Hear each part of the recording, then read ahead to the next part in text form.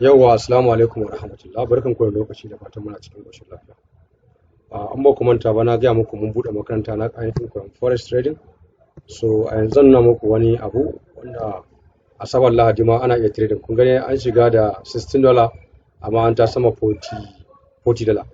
So insha Allah a cikin wannan bidiyon zan baka mora cewar idan kana so ka koyi harkar Forex Trading kai kokari ka nemi ilimi. Ba mu ce dole sai ka nema a gurin mu ba. Amma yana da kyau a ce ko ina ne kuma gunwaye za ka je ka nema. Duk da makarantar mu alhamdulillah mun samu ɗalibai da zamu fara kuma very soon insha Allah 5 ga January za a fara. Muna ta registration da yanzu. Registration din mu rabi ake biyan mana. In ka biya rabi alabashi daga baya an gama rubuta littafi. Littafin shine wanda muka rubuta kamar wannan muka kaddama muku da shi. So za mu zo kuma mu bawa mutane shi. Yanzu ma abin da zan yi wannan makasudin abin da nake so in yi a wannan bidiyon shine ba sanarwa ce wadda take abin nan ba, musamman wanda suke trading da binary. Ina so in baku wani secret a nan gurin. Yanzu ai gashi na gama zana kasuwa ina trading ba. Yanzu ka gani na placing order, za ka ga ina na placing order, bari in ja maka shi. Ga ina na placing order, bari in janyo shi kasa sorry. Dan yi girma da yawa ko. Yawwa, za ka ga daidai aron nan ga ina na placing order.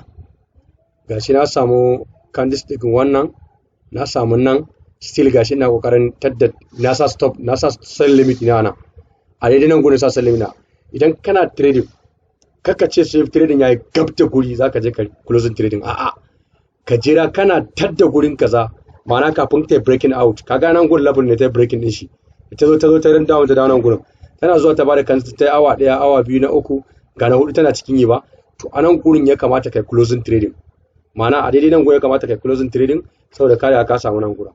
Saboda in ka ce zaka ce wai ka jira trading ya riga ya zo ko ya maka wani abu ko wani abu da ƙarshe zaka iya samun strike ya zo ko kuma in ce maka kasuwa ta riga ta waiwayo da baya ta ci gaba da cinye kuɗin ta baka. Don haka ina ƙara ga wanda yake son koyi Forex Trading ko ma ina ne yayi kokari ya nemi ilimi kafin ya shiga Forex Trading, saboda Forex Trading guri ne wanda ake samun kuɗi kuma guri ne wanda ake lost. So karka ce wai a'a daga nan block ne ta zo ta yi breaking tana je can ƙarshe ka ɗauka, a'a masu tsayawa su irin wannan yawanci su ne masu greediness, ma'ana taurin kai. Ka taurin kai ka ce sai ta taba ina ne baka taba ba, kafin ka ce wannan kuma sai ta waiwayo ta cinye maka kuɗin ka ta baka riba. Kuma yadda ake koyon takarda analysis nan a cikin wannan ainihin littafi namu da zamu yi insha Allah, duk zamu yi irin wannan a cikin wannan program namu. Wato wannan littafi da kuke gani zamu zana shi ne da yaren Hausa. Bayan mun zana wannan littafi da yaren Hausa kuma zamu zo duk abin da ya kamata insha Allah.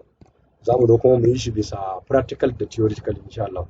Idan haka na kawo ƙarshen wannan bidiyon, duk wani mai buƙatar tambaya ko yana da wani abu sai mun a comment section san aje akwai number na a ƙasa insha Allah, sai mun magana. Sai mun haɗa ku a bidiyo na gaba. Arewa Computer sign out.